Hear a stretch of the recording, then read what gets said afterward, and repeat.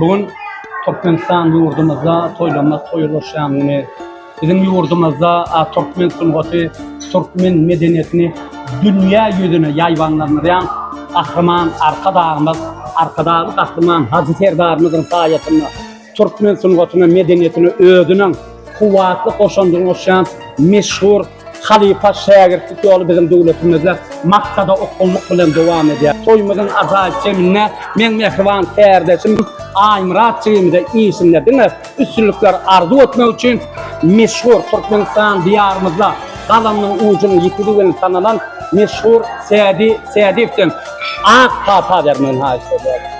Sağ olun ister. Allah'a şeyde soğukluk toy oldu. Mehriban niminin toyunu toğuştuğumuz. Allah'a hemmeğinin toyunuza aytsın. Size de şeyde oğul öğrenmek, iyi çıkarmak, müyesser etsin. Size bir Allah tarafından bir uzat peşkeş verilipdir. Şey, il halkın toylu ullarına yarayanır. Şeyle toylarını, şahatlıklı ullarına şerik olayanır. Uluhan, Batol, hemme kişiler müyesser edin. Şeyler govrum etti. Siyal, lehillerin, sanatın, barının, doğru buysanın.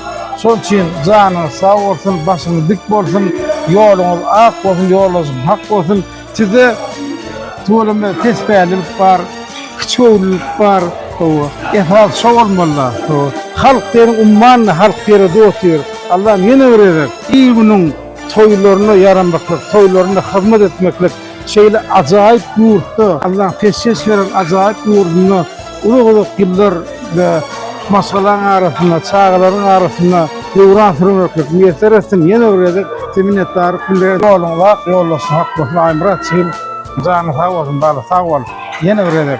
Allah'ın yüzümüzde nur var, sol nur hiç var, esilmesin, canınızda başını dik bilsin. Sağ olun Halifa. Bugün men üçün yattan çıkmaca pulların biri. Sebebi deysen şeyle acayip oğudun yurdumuzda, şoloryalık acayip toyumuzda sizin bilen sataşmak nesip etti. Kahraman hem mehriban arkadağımızın Halifa şagirdlik yoluna ulu üns vermegi bidiyalı yaş nesille ulu hıcıv derece.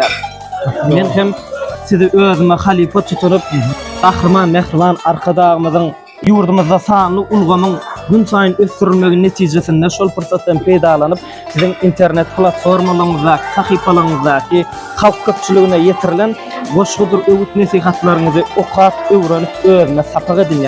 Şeyle de sizin göreceğin boşgularınızın elektron kitap, telefon arkalı görünüşünde okat öğrenip başardığımdan toy bayramlarda yerine yetiriyen.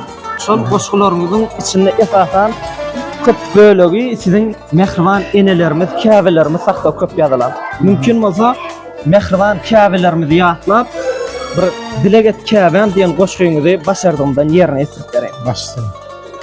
Sen maňa dileget käben, dilegleriň bilen ganatly guşmen, asman bilen zemin gapşan çagy, senin dilegleriňden tap ýaryn ismen. Sen maňa dileget käben, seherde, savada, şamda, şafakda senin bilen hiç korku yok, faninin fiiller galya kapıda. Sen bana dileget käben. Degde olup oğulunun men dilegilen bolmasa dünya hubbatın mehribanım ne edip umrayın men. Allah'tan hiç bir perdendi yana atan dileginden ayırmasın. Bizim halifenin başardığımızdan sizin göreceğin goşgularınızı söýgü bilen, mehri bilen, ulu hıcı bilen okap öğrenip başardığımızdan mehriban halkımıza toy bayramlarda yerine yetirip mehriban halkımızın göwründen turarsyp umid edýän elmydama galamyňyzyň uçy ýeti alyp barýan sungat äliminde ulu üstünlikler ýar bolsun. Ömür atly menzilimiz kemişe toylu güllere bay bolsun. Nurlu dideler diňe toylarda didarlaşsın Halifa. Sağ olsun. Allah yolunuzu ak etsin.